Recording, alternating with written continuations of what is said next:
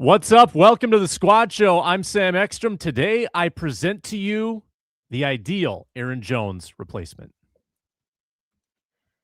I'm Reggie Wilson, and I'm ready to grill Alec Lewis like these fans are. I'm Alec Lewis, and I'm not ready to get grilled, but I am ready to get to Indianapolis on Sunday night for the Combine. Skol! It's the Viking Squad. Everything Minnesota Vikings, every week. Breaking down all the big hits and game-changing plays from the land of 10,000 lakes. The way only the Locked On Podcast Network can. It's time to gear up. The Viking Squad Show starts now. Hello, what's up, and happy Thursday. Glad you joined us on the Locked On Vikings YouTube channel, free and available on the Locked On Vikings podcast feed. It is the Viking Squad Show. Are the Vikings still a desirable destination in the National Football League? We'll tackle that early. Running back free agency preview. Will the Vikings be making a big move at running back? And Alec got aggregated again, and this time it's related to J.J. McCarthy throwing over the middle. Can't wait to unpack that controversy. Also, I've tasked Alec, our newest contributor, with providing today's prospect of the day because the Spinman, Luke Inman, got his wisdom teeth out. So he's on the shelf today. Wishing you well. Hope you're eating some oatmeal or some applesauce or something like that. But let's dive in. Here's the big philosophical question for my Missouri graduates, Reggie Wilson and Alec Lewis. Are the Vikings a destination organization? As we approach the all-important free agency time of year, I think you would have said yes last year to this question because you're coming off 14 wins. You've got the coach who all he does is win. If he's got the quarterback that he likes, all he does is win. You've got the A+ grades from the NFLPA, which, by the way, are now banned for some reason from being released. Then you go through what they just went through, where now you've got consternation in the front office. You don't have a steady GM. You've got a coach that still has no playoff wins on his resume. And most importantly, you don't have a quarterback that you can necessarily trust. So if you join this football team, if you're a free agent, you might be jumping onto a rudderless ship. Alec, am I exaggerating that the perception of the Vikings from the outside may have taken a significant hit? Yeah, I think that would be overdoing it. I would just say, talking to agents over the last couple of weeks, specifically related to the quarterback situation, this place is still viewed in very high regard when you're talking about Kevin O'Connell and what he's done for veteran quarterbacks, when you're talking about having Justin Jefferson, when you're talking about having Brian Flores in his defense as kind of a guy in a defense that's been a springboard for a lot of free agents and guys to get contracts. All of that stuff. You have an offensive line that, while it hasn't performed well, there are pieces there. It's not like Cleveland where they're going to be turning over all five guys. So in a lot of respects, there definitely are aspects to ding the Vikings, but I still feel like in negotiations over the next, few weeks or what have you, this is going to be a place that is much more desirable than others. And I'm not going to throw any others under the bus, but let's just say a team like the New York Jets is pitching you money, but the Vikings are pitching you all of the things I mentioned, plus the way they treat families. I still believe the Vikings are going to be able to win out in a lot of those conversations, even after a season that was what it was. Yeah, Reg, maybe we underestimate how vital the organizational infrastructure is. And when I say that, I mean the facilities, the programs that you have. Those A+ grades are still good. You still have a lot of good people in the organization. I think competitively, maybe there are some red flags right now, but Minnesota Vikings still a destination in your mind? Yeah, I think so. And if you just kind of look at just what guys say when they come in the building, like I know guys have enjoyed their time in Minnesota. I mean, Aaron Jones, you can't get him to stop praising the organization, the training staff. Like, he loves this place. We'll see if, we'll talk a little bit more about that. We'll see if they love him back for next year. But I think, to Alec's point, like you got Brian Flores, he's back. He's coordinating the defense. He always seems to figure it out. That defense carried the team for much of the year this past season. You're talking about a team that, even with the quarterback issues, you win 5 straight games to end the regular season. Now, you might say whatever about the competition that they face, but wins are wins, and they won 5 in a row to end the season. And, Kevin O'Connell, I feel like this year he kind of took a little bit of a beating in the eyes of public opinion, I feel like. But I think he's still really widely regarded around the league for being a player's coach and just being able to figure it out. I know maybe last year it took him a second to really kind of figure it out, but he did end up, changing things around and making the adjustments to help them win football games after they, took that bit of a slide there mid-season. And so, I think they're, with the team culture and the team in place, I think it's still a desirable destination for upcoming free agents, because you may feel like as a free agent, you are maybe the missing piece to help them get over the top again, or yourself with maybe another couple pieces. Maybe they get the quarterback situation firmed up, and you feel like maybe that is a team that's primed to make a run, especially considering how good the defense played last year under Brian Flores. I just think it's still a place that people enjoy coming to. You wouldn't think so. It's all this snow. We woke up to snow this morning that was just ridiculous. I was driving around the city yesterday, seeing grass, and now everything is covered in snow. But it does not matter to these free agents. They're like, no, we love coming to Minnesota. Like, this is a great place to be. And so I think that has there's something to be said about that when it comes to this being a desirable destination. Checks a lot of boxes, with the facility, the stadium, the energy, the fan base. There's a lot to like. I also think that there would be a perceptual difference if you were a draft pick coming here versus a free agent. If you're a draft pick, it feels like an uphill climb. This staff does not trust young players the way other staffs do. They don't develop young players the way that other staffs do. And in many cases, doesn't matter if you're high pick, low pick, they might ship you off. They might waive you in 2 years. If you look at the history, if you're a veteran, any veteran, they could carve out a pretty meaningful role for you. You think Eric Wilson isn't grateful that he landed in Minnesota? Eric Wilson's going to get paid, right? They figured out how to squeeze a lot out of Shaq Griffin. They squeezed a lot out of Jihad Ward. Just run-of-the-mill veterans. They figured out how to make it work with them and elevate their careers. So, Alec, if you were to argue against yourself, we've laid out a pretty good case for why the Vikings are still an organization that people want to be a part of. What would be the opposite case if you had to play devil's advocate of your own argument?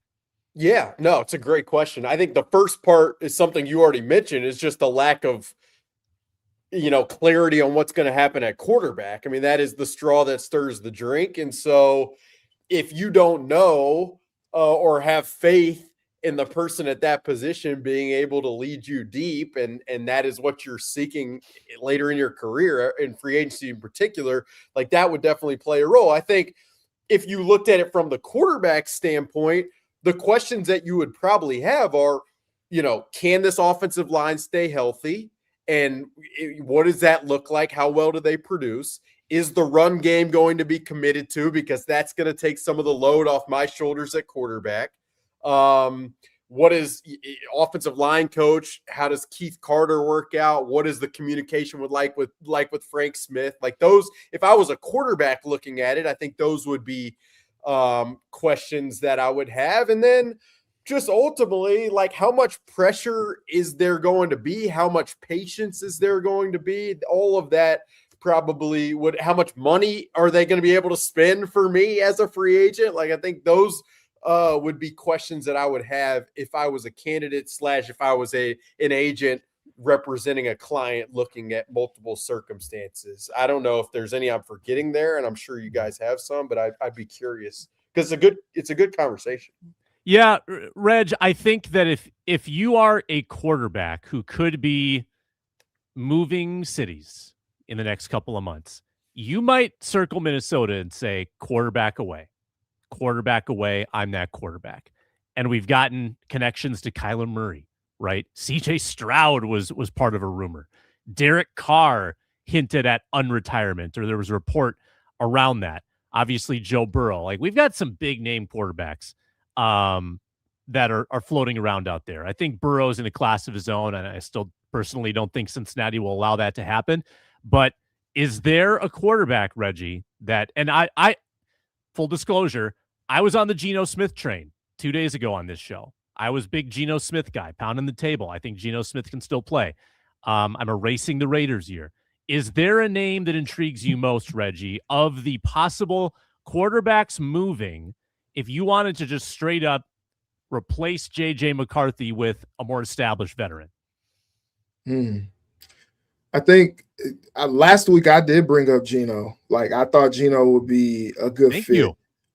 Just because, like, you know, he comes here to the quarterback rehab or whatever, you know, he understands. If you saw Geno tweeting during the Super Bowl, he was like talking about concepts and, you know, what the offenses were doing. Like, he still has a high level understanding of the game. He has a pretty live arm, and yeah, it just did not go well. I don't think I'll give him a pass, Sam, for that Raiders year, but I think it didn't happen. Yeah, it happened, brother. And they got that number one pick for a reason. And so I think, though, that if he just gets a little bit more of a structure around him, and the problem, though, with Geno is always going to be the turnovers. Like, even going back to like the Jets, and he's kind of, you know, helped that a little bit more. Like, he's kind of changed the perception with that. But then last year we saw it rear his ugly head again. And I don't know what the deal was. Was it just his understanding of the offense? Was it just him just going out there trying to do too much and just making mistakes? And we know, and we saw from last year, and I'm sure we're going to get into that, with J.J. McCarthy, that Kevin O'Connell can do things to help the quarterback just be a little bit more comfortable out there. You know, you saw Sam Darnold a couple years ago getting that little bit of a funk where he wasn't playing, where I'm thinking back to the Jacksonville game that was really bad. And Kevin O'Connell was able to, you know, kind of corral him a little bit and get him going. And, you know, he played his best game of the season at home against Green Bay. And, you know, they're throwing water on him and he's dancing and, you know, all that in the locker room after the game. And so I think Geno is an intriguing option.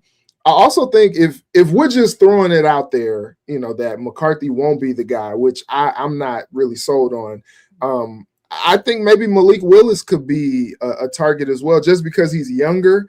He's been in LaFleur's offense, and so there's some similarities there, you know, with that McShanahan tree, if you will. And so maybe he's young enough to where you can invest in him and see where it goes from there. But, you know, I'm not ready to declare that the McCarthy steam is dead there, which kind of makes the options on who they bring in a little bit different. I think if you think back to last year with Indianapolis, Daniel Jones is like, yeah, it doesn't look like there's a whole lot of confidence in Anthony Richardson there, and he's been hurt a lot. I don't think it's an apples to apples comparison, because I still think that the coaching staff believes in J.J. McCarthy. One, they want him to stay healthy, but two, they just want him to be able to develop. And, you know, as Alex said, this is a big offseason for him. And I still think they want to do their due diligence there. And I keep coming back to this, especially with Kevin O'Connell saying organizations fail young quarterbacks more than young quarterbacks fail organizations. That's something that he's standing 10 toes on, or has to anyway. Alec, to your reporter ear, who's generating the loudest rumbles in the rumor mill of all of these quarterbacks that we brought up? Yeah, I would say it's still early in the process. So you're not, I mean, this is going to be a like political answer in many ways that you guys probably aren't going to like, but I guess the way I'd say it is, it's not as if there's some clear line of demarcation from a guy that I've heard much more than others. You know, there's been a lot of conversation in the ether about Kyler Murray, but I don't think that has been just this direct line to Minnesota, as opposed to a lot of conversation about Kyler because of how interesting his contract situation is. Like that's part of why, to me, I feel like you've gotten as much conversation about Kyler as you have. Geno, Kirk, Mac Jones, Derek Carr, like all of those guys come up in conversation on kind of a level playing field. And what I would say is this: there are a lot of fans who get mad, scream, or get very unhappy about those names being brought up. And I understand why. I mean, none of them have been exceptional quarterbacks to the level that all fans of this team want and deserve and need, etc. But what I would say is, whether it's Geno, whether it's Kirk, whether it's Derek Carr, or whether it's a Mac Jones, I do think plugged into this offense, they could produce and they could perform at a level that would get you, I mean, probably close to double-digit wins and into the playoffs and be competitive. So that's kind of how I talk about it. But Reggie's point about JJ, I'm weaving around here all over the place. Reggie's point about JJ, I do think is a very astute point. Like, anybody who thinks they know what JJ is and they're ready to just put it in Sharpie and throw the sheet of paper away, that is just beyond not being cognizant of how quarterback development looks in the NFL these days. Like, JJ McCarthy has shown the high-end flashes. That doesn't mean he is going to be that high-end player, but to write his story off at this point would be kind of a drastic evaluation point, I think, from people. And so that is, to Reggie's point, what makes this conversation right now so complicated. Can you not write JJ off and bring somebody in that feels strong enough about this opportunity? That's kind of the needle they have to thread. And so I would say there is no clear and obvious candidate of how they're going to thread that needle to this point. You may talk to me in a week when I'm in Indianapolis and I've had conversations for 3 days, and I will probably have a better feel, is what I would say. No clear and obvious evidence. So it's not a catch. It's not a catch. Catch rule comes into play. Alec, I'm still workshopping this next segment after the break. I'm thinking we call it Aggregation, Aggravation with Alec Lewis. That follows us next on the Squad Show. We are brought to you today by 5 Hour Energy Flavor Draft. We're looking at every aspect of the draft to let you know which tasty flavors are the best and which just might be sleepers. It's draft season. The board is set, flavors are ready, and only one is going to take the top spot. 5 Hour Energy has a wide variety of flavors, something for everyone. 5 Hour Energy shots give you a boost with zero sugar. 5 Hour Energy has a lot of upcoming flavor innovations planned as well. I would love to see like a blue raspberry, personally. I think that's low key, pretty tasty, kind of more of the sleeper variety. But you can find your favorite flavor of 5 Hour Energy shots available online at 5hourenergy.com or Amazon. 5 Hour Energy.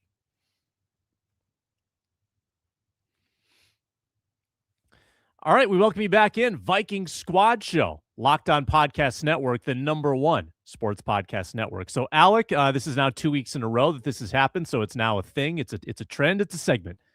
Aggregation, Aggravation with Alec Lewis. You reported, according to the aggregator at TPP Skoll, otherwise known as the Purple Persuasion, Minnesota also removed most of its over-the-middle passing concepts throughout the season to keep J.J. McCarthy's line of sight as simple as possible. So that's great reporting on your part, by the way. Assuming that you said that, I assume the aggregator's being accurate here. I crunched some numbers to back that up. J.J. McCarthy throwing deep middle, this is per PFF, was 3 of 9 on the season, 3 interceptions, no touchdowns, 42.4 passer rating. Intermediate, little better. Intermediate middle, 13 of 21, 3 TDs, 2 picks, 102.1 passer rating. And then short middle, 31 of 41, 1 touchdown, 1 pick, 87 passer rating. There's a lot of fits and starts too with his stats, just because he was in, he was out, he was injured mid-game. Like it's a little bit difficult to glean meaningful takeaways in a smaller sample size. But That's a pretty big revelation that the Vikings felt obligated to simplify to that extent with a quarterback that, they obviously had higher expectations for than that. So, Alec, would you like to add anything to the aggravation?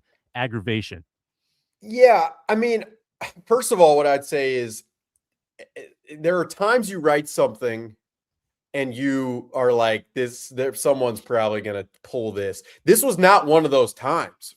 Truthfully, I tried to write, I'll just be very open about this. For Tuesday, my editor was like, why don't you write about the quarterback situation? I've written about it 100 times. I'll write about it as down the middle as I possibly can, as, just not taking sides. Just, this is the situation. We don't know a ton yet because we haven't gone to the combine and team hasn't talked to agents and all of that. And so I'm just going to put this down the middle, and that's just a Tuesday story, and that's how it goes. And then obviously that segment of the story gets pulled out, and it felt to me like the people who are out on JJ McCarthy use that to contextualize their thinking, and the people who are very much in on JJ McCarthy use that as like I was taking a target at JJ McCarthy and et cetera. I literally did not believe that was something that was going to be as, and maybe that's on me, as, spread like wildfire as it was. I also don't think that because the Vikings did that, it is a referendum that he will never be able to throw over the middle and that you won't be able to throw those concepts in the future. Like, it is part of a development. The more time it takes to acclimate to game speed, the harder it's going to be to throw in the most cluttered area of the field with tighter hashes in the NFL, and windows closing faster in the NFL. Like, that's one of the things people have said is that was his best strength in college. Yes, it was. But it's a different game in college. There is more space because the hashes are wider and players don't move as fast. So you don't have to be more precise in throwing to those windows. So, that's kind of my take on it. I know the team didn't either view that as like, we did this and we will never be able to throw over the middle with JJ McCarthy ever. It was just to maximize the circumstance at the time. That was something they felt necessary, and obviously people had a lot of passionate thoughts over it. That's what I've learned. Yeah. I for me, I was more alarmed, not so much the middle specifically. I was just alarmed at his inability to throw deep. So I don't know if what they eliminated were between the hashes, like 10 yards out, or if they were trying to eliminate the deep throws down the middle, because deep is where he struggled the most significantly in all directions. I mean, he was 11 of 33 on deep throws last year. That's 33%, 2 touchdowns, 5 picks. Reggie, we heard after, was it the Green Bay game? They were just going to have him focus on decision-making, weren't going to worry about mechanics. And it seems like not only that, they also were reducing the amount of decisions that he would be forced to make. Yeah, and it worked out. And I think that's just, to Alec's point, like, that's just like the development of young quarterbacks. Like, he was overloaded. He literally mentioned to us when we were talking to him, middle of the week pressers that he does every week, that like he can tend to put a lot of pressure on himself, and he's an overthinker. And there was just, when the bullets are flying live and you're out there trying to make it happen, like that Green Bay game was probably the worst that we've ever seen him. And he's just out there trying to like do too much. And, you could feel the weight and the pressure of a franchise, of a city, just like trying to put all of his eggs in his basket. And he's just like feeling that. I don't envy him, because I feel like there was a lot of pressure on his shoulders to compete, especially after the 14-win season the year before with Sam Darnold and the high draft pick. And as I said last week, Kevin O'Connell, when he tore his meniscus, saying, I think Minnesota should be very excited that they have their young franchise quarterback of the future. Like, those things, build the hype train around a guy. And there's there's high level of hype, and then when he doesn't produce, there's a high level of disappointment there as well. And that's what we saw. And so, I don't know that we want to say Kevin O'Connell like dumbed down the offense. We got so stuck in the mud, and it was so annoying for weeks talking about this pure progression stuff. And it's like, it's a cool concept to like dissect, but then like after a while, it was just like, all right, he's got to go out there and play football. And so that was something that I remember seeing, like, the mechanics were still all over the place on that Sunday night game against the Cowboys, but he played well. The ball went where it was supposed to go. Maybe it wasn't the most, mechanically sound, but like he still put the ball where he needed to and led the team to a win. And he was doing that. I just think there's just a lot of development there. It sucks that it's been stunted by multiple injuries at this point. You want to see him be healthy and be able to be out there to actually grow and learn and develop, so that some of these things that maybe Kevin O'Connell is doing to limit the offense is not something that he has to do. He's able to just put the wide array of the whole offense out there for him to be able to navigate. But he's a young quarterback, not much experience. So like that just comes with the territory. You're just trying to get him some confidence so that as you introduce more concepts and as you put more things into the playbook and into the offense, once teams maybe start to get a little bit more tape on some of the easier things that he's doing, that then the confidence is there, the thought process is there, that he can take it to the next level. Alec, as bad as it looks on paper, what you wrote that they had to eliminate that whole piece of the playbook, I will say the part of the season where this was supposedly sort of the new guiding light, the 4 games that he played to end the season, I did not observe with my eyes a player that was super afraid of the middle. Like if you look at the next gen charts, which dots every target, there's still stuff over the middle. It's not like there's a huge gap and it's all sideline throws, right? It's not all back shoulder to Jalen Naylor, even though that was a good play for him.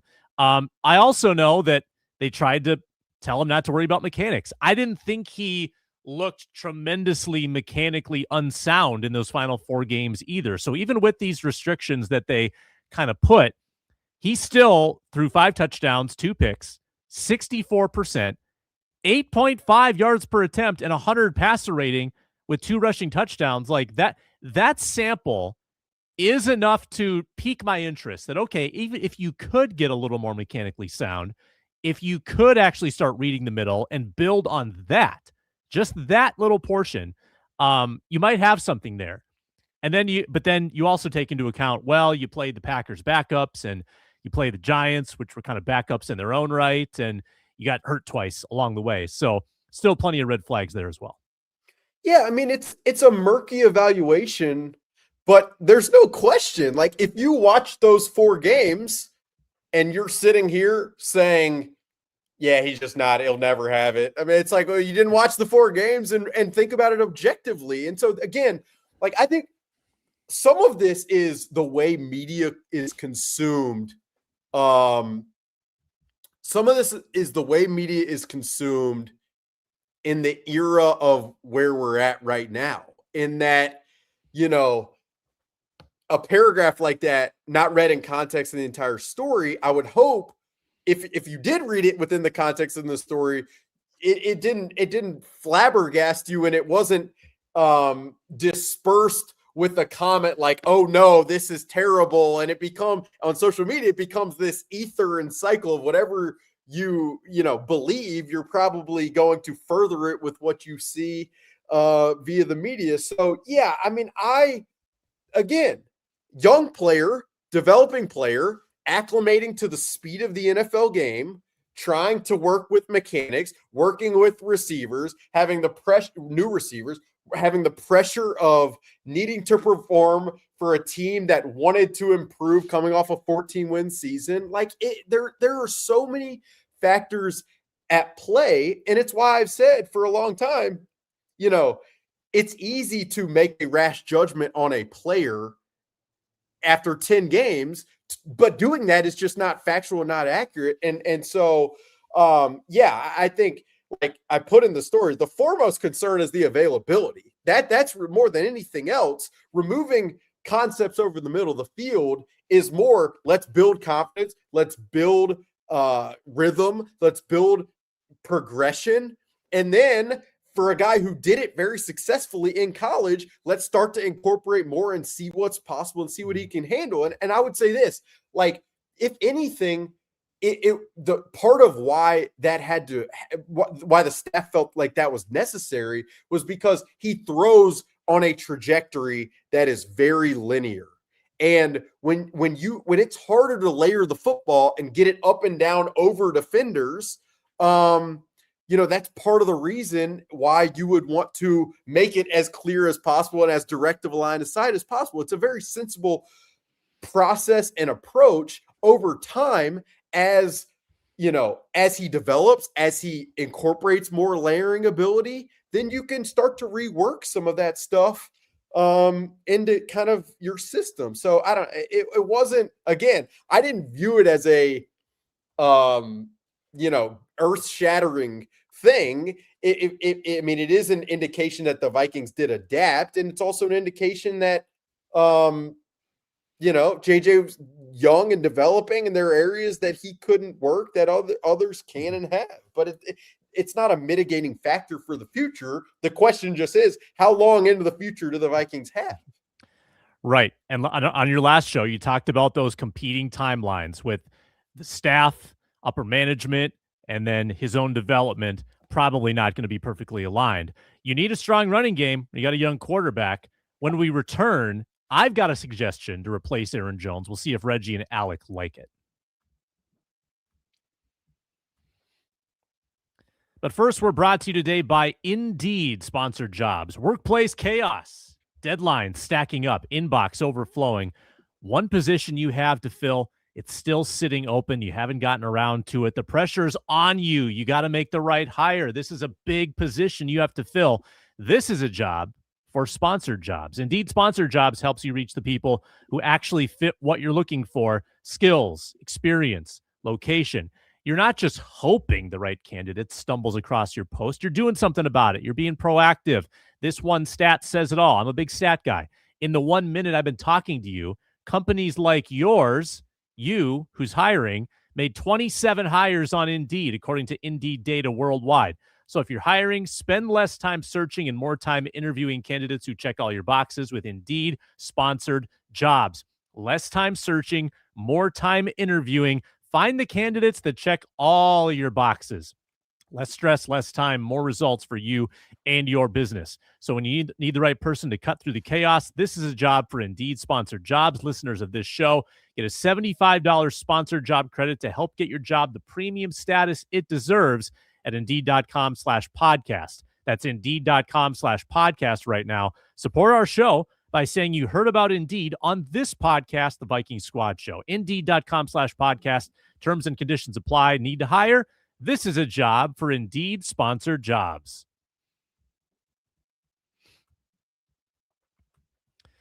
And let's keep a rolling. Viking Squad Show. Alec and Reggie in today. Luke Inman getting his wisdom teeth out.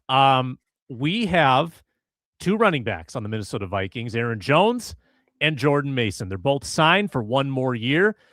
I think we all agree we like Jordan Mason. We're not touching Jordan Mason. Love the contract, love the player. Aaron Jones, a different story. That cap number is an ugly $14.8 million for his age 32 season, coming off a couple of years where he was frequently banged up. To me, that is untenable. So in a world where you choose to save $8 million and cut Aaron Jones, and I will have fond feelings about Aaron Jones. He had a great 2 years here, culture guy, locker room guy, gutting it out guy, like grinding out yards against the New York Giants in a meaningless game when he was playing hurt. Much respect. Much respect. I would prefer Javonte Williams on this team.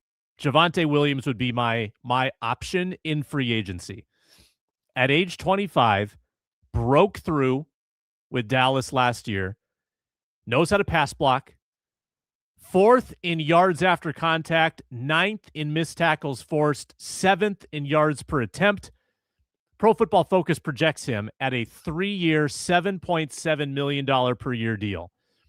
I think that is maybe an upgrade from Aaron Jones, or at least gives you upside with his age and his potential.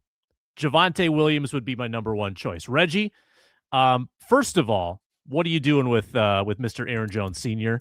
And if you're cutting him like me, who would you like?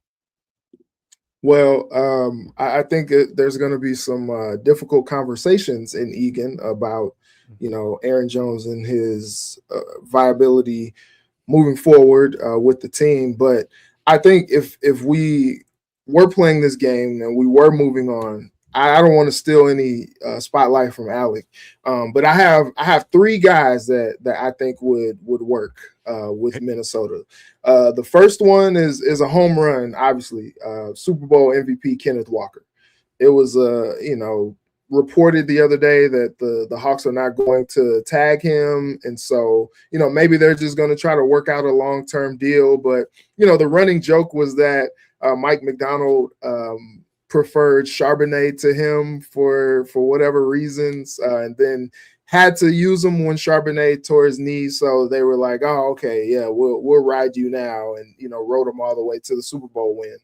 So that's the top of the list home run for me.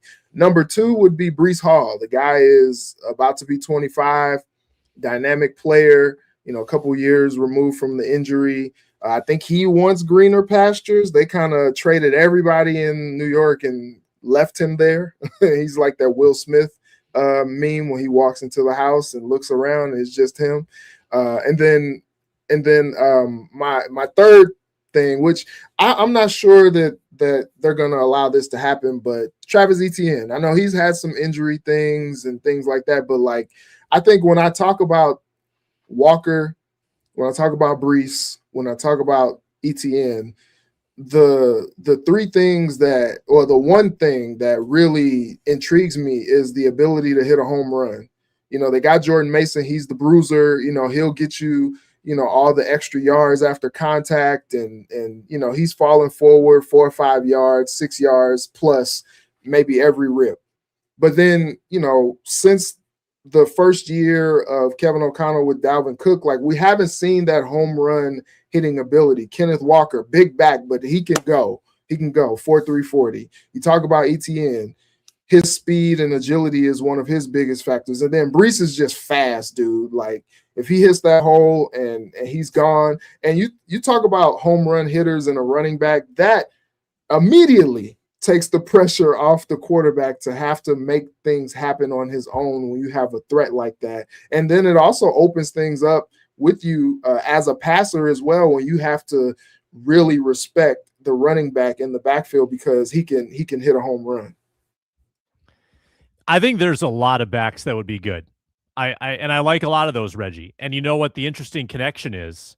Keith Carter, new O-line coach, was Breece Hall's run game coordinator with there you go. The connection, the agenda. Yes, the connect. We're all about familiar ties. Always got to go get your guy.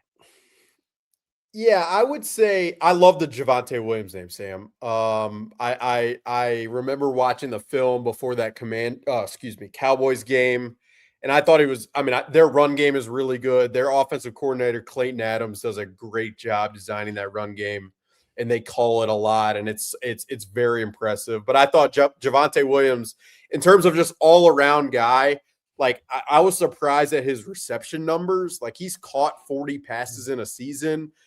Sam, you mentioned the pass protection, and this isn't the sexiest podcast conversation, but CJ Ham retiring. CJ Ham had a huge role in pass protection in the backfield, and Aaron Jones was reliable in pass protection, whereas Jordan Mason just isn't.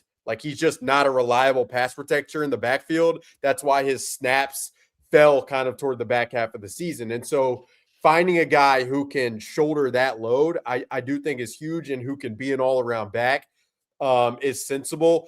The other component of it, Javonte Williams, probably going to be much more palatable from a cap perspective than some of the other guys that we've mentioned. But I really think it needs to be looked at holistically. Like, to Reggie's point about the explosiveness, if you're still going to be this downfield explosive passing game, you probably don't need as much explosiveness from the run game.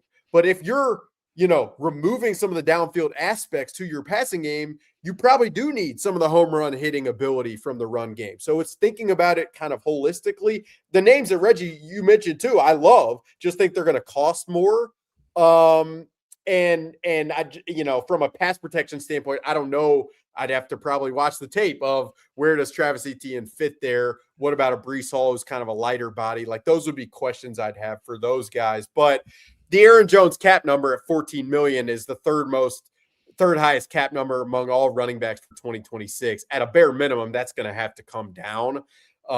It's just too much to pay for a guy who has been solid at best over the last 2 seasons. And I love Aaron. He's been awesome to work with, as good of a guy as you can find in the locker room. But it'll be, this one tight end, as we talked about last week, like, it's going to be interesting to see how they go about it. I would say the Javonte Williams name does make a ton of sense to me, Sam.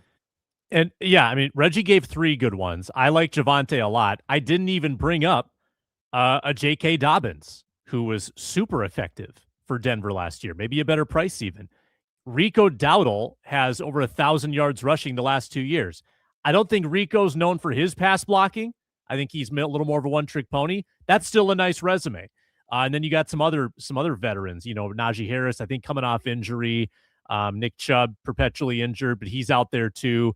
Kenneth Gainwell. Hey, can he play against everybody like he played against the Vikings last year? Because I would take that dude too. Like, there are so many running backs year in and year out because nobody gives them long contracts, right? You're signing 1 year, 2-year deals and then re-hitting the market, and they're just mercenaries at this point at that position, which is, go ahead, Alec. Yeah, and I'll just say this too, to Reggie's point, like, Kenneth Walker was essential for the Seahawks. So, like, this is, for years it was like the position's been devalued and the contract, and they're having meetings to talk about their value and all. Like, if you don't think the running back position matters, you are wrong. Like, it is a huge position, even in a passing league and a passing era that we're in. And so it's worth talking about. And I mean, like, the names you mentioned, Sam, you're right. Like, there's a lot of these guys that are available. I'll also say this, the draft this year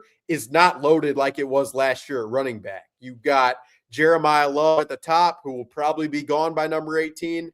Then you've got a couple middle tier guys, and then you're talking back end guys you'd be really casting a long, fishing line for, is what I would say. So the free agent class is probably the one to look at if the Vikings do part with Aaron Jones. Yeah.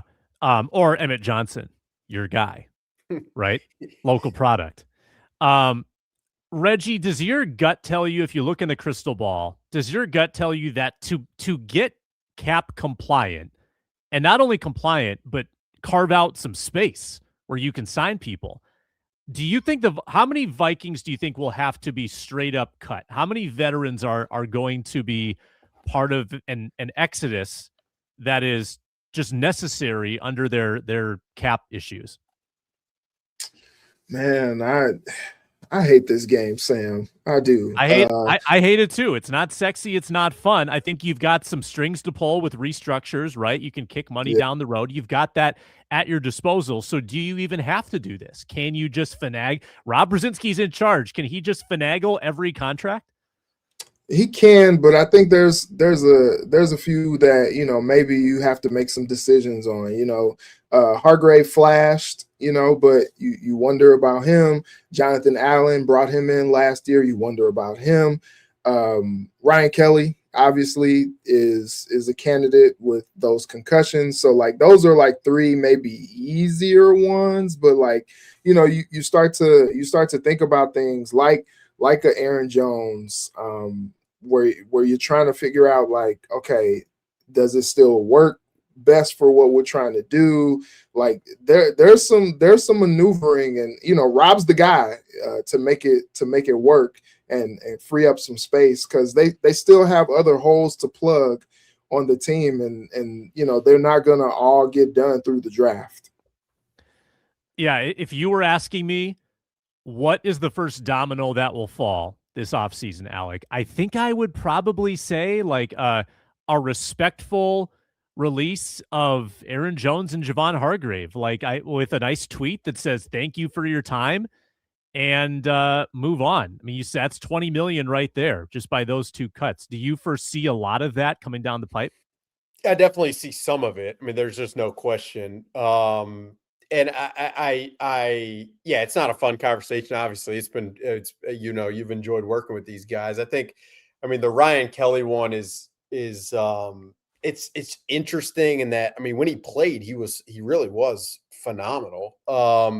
And it's not easy to just find veteran centers all over the place that you trust to step in. But the concussion thing, I mean, for as much as he loves the game, and I would be shocked if he was just ready to hang it up because he just hasn't been to this point.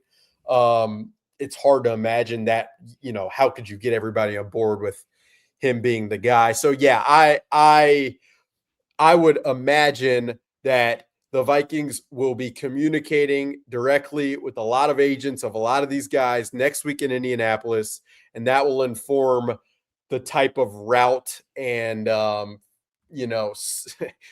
amount of levers that Rob Brzezinski and co have to pull in the week and two after that. But yeah, it's going to be a combination of cuts of veterans and then restructures of guys who you have confidence that they won't be falling off anytime soon. And then extensions potentially to lower cap hits in the short term. Like I see the path to getting cap compliant and to generate enough to then spend on guys is going to take a combination of all three of those aspects. Yeah, on Tuesday's show, we brought up Brian O'Neill, Jordan Mason, Andrew Van Ginkel, Blake Cashman, all extension candidates. And I think probably meaningful cap savings on for sure O'Neill, a little bit on Van Ginkel, a little bit on Cashman. You could carve out a lot there just by keeping people in the building, which is that's not a bad way to go either. Alec, I gave you the assignment of developing a prospect of the day. That would be next. Are you ready? Because it's a big responsibility. I think so, but I don't want to repeat. So, I mean, that's the problem. If you do repeat, we'll kind of blackball you forever. And if you don't repeat, then we'll be very happy. That's next. Thank you. Hey, it's Matt Derry from the Locked On Lions podcast. The people I love depend on me. If I'm gone, the financial responsibilities don't disappear. I didn't want my family figuring things out during the hardest moment of their lives. That's why I knew only one place to go. I chose life insurance through my friends at Ethos. Ethos makes getting life insurance fast and easy, 100% online. You can get a quote in seconds, apply in minutes, and get same-day coverage. There's no medical exam. You just answer a few simple health questions. You can get up to $3 million in coverage. Some policies are as low as $30 a month. I love the folks at Ethos. Protect your family with life insurance from Ethos now by going to ethos.com/LockedOnNFL. In as little as 10 minutes, you can get the free quote and up to $3 million in coverage at ethos.com/LockedOnNFL. That is ethos.com/LockedOnNFL. Ethos.com/LockedOnNFL. Application times and rates may vary.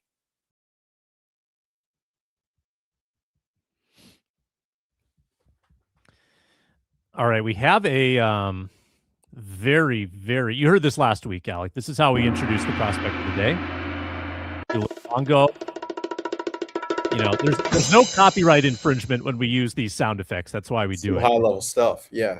Yeah. Right.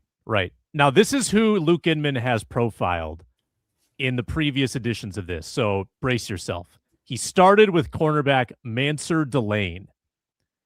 Then he moved on to defensive tackle Caden McDonald.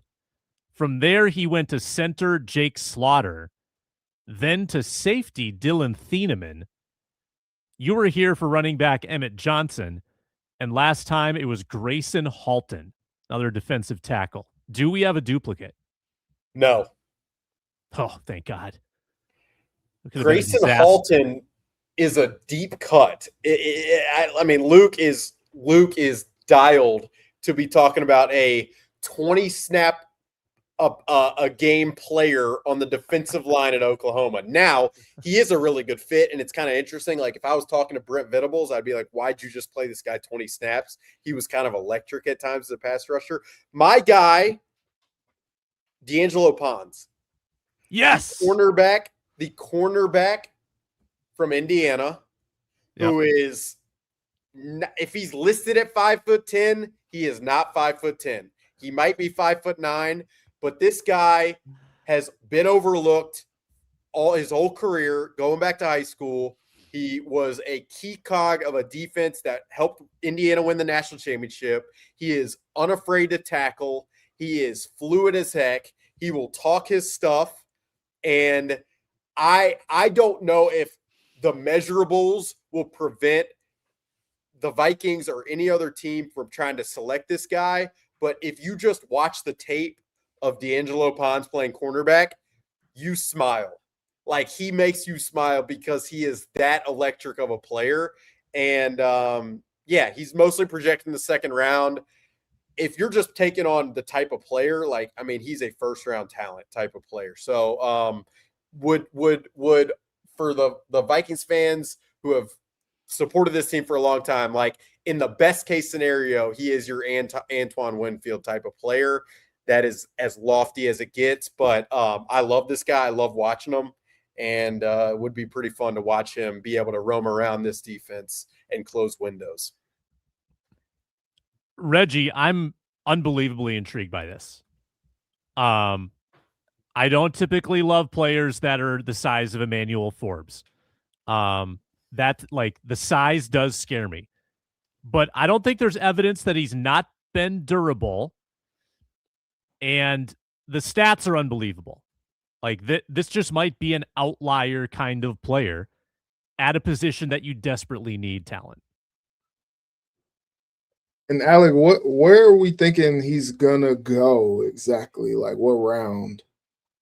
Yeah, if you'd asked this probably before the college football playoff, some people were probably like third, fourth round. Then he plays in the playoff, then it's probably like second round.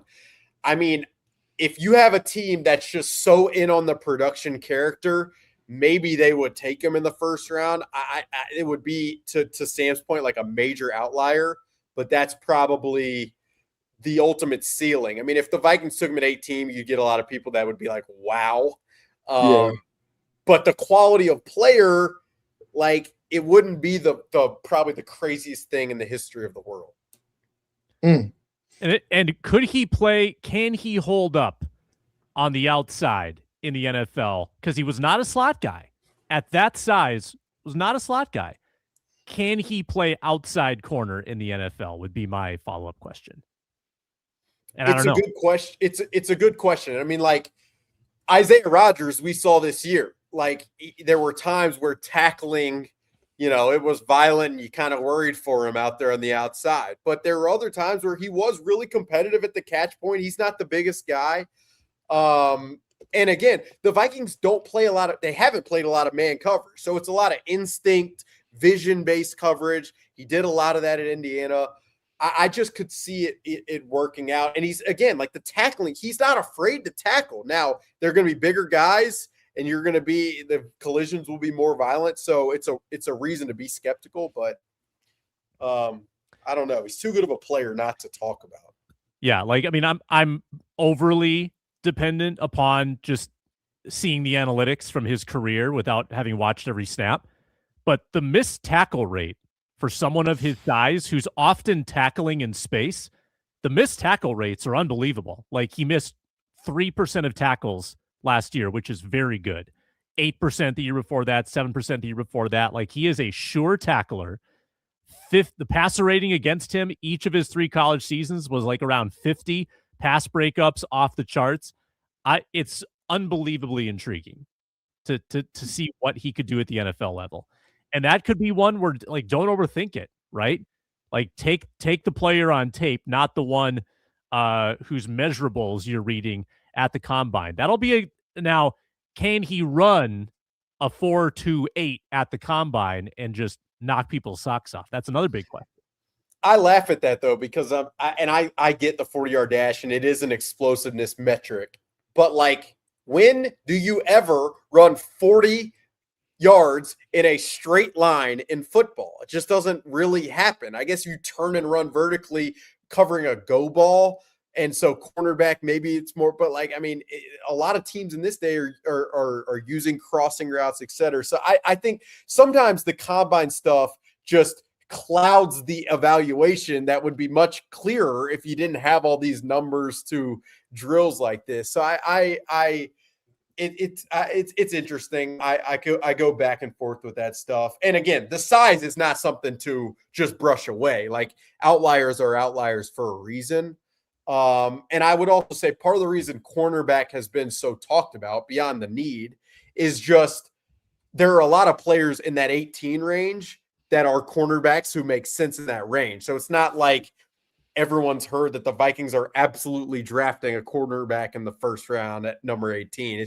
It's a sensible mock draft selection. So, yeah, it'll be interesting. Maybe the Bears can take him and then he can stay home in Indiana to play in the NFL. Sam, to your point though, Emmanuel Forbes was a crazy pull by you. I'm not really sure where that came from. Just seems like you got a bone to pick there.